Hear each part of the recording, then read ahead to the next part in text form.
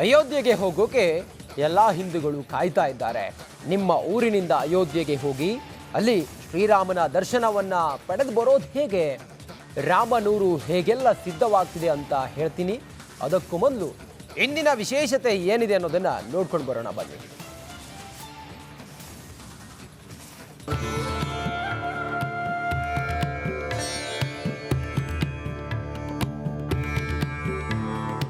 ಹೊಸ ವರ್ಷಕ್ಕೆ ಇನ್ನು 8 ದಿನ ಬಾಕಿ ಇದೆ. ಆದರೆ ಹಿಂದೂಗಳು ಕೇವಲ 30 ದಿನದಲ್ಲಿ ಬರುವಂತ ಆ ದಿನಕ್ಕಾಗಿ ಕಾಯ್ತಿದ್ದಾರೆ. ಅಂದು ಶಬರಿ ರಾಮನಿಗಾಗಿ ಹೇಗೆ ಕಾದಿದ್ಲೋ ಥೇಟ್ ಅದೇ ರೀತಿ ಶ್ರೀರಾಮನಿಗಾಗಿ ಇಡೀ ದೇಶ ಕಾಯ್ತಿದೆ. ಹೀಗಾಗಿ ಅಯೋಧ್ಯೆಯಲ್ಲಿ ಭಾರತ ಸರ್ಕಾರ ಮತ್ತು ಯುಪಿ ಸರ್ಕಾರ 30,923 ಕೋಟಿ ರೂಪಾಯಿ ವೆಚ್ಚದಲ್ಲಿ ಅಭಿವೃದ್ಧಿ ಪರ್ವವೇ ನಡೆಯುತ್ತಿದೆ.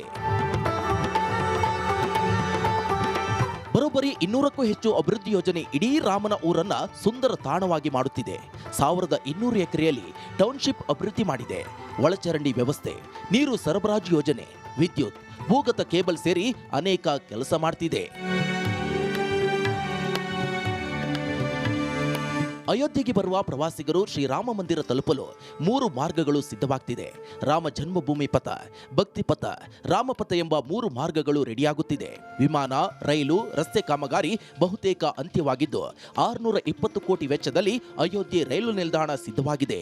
ಜನವರಿ 22ರಂದು ದೆಹಲಿ, ಮುಂಬೈ, ಚೆನ್ನೈ, ಬೆಂಗಳೂರು, ಪುಣೆ, ಕೋಲ್ಕತ್ತಾ, ನಾಗ್ಪುರ, ಲಕ್ನೋ ಸೇರಿ ಹಲವೆಡೆಯಿಂದ 1,000ಕ್ಕೂ ಹೆಚ್ಚು ರೈಲುಗಳು ಬರುವ ಸಾಧ್ಯತೆ ಇದೆ.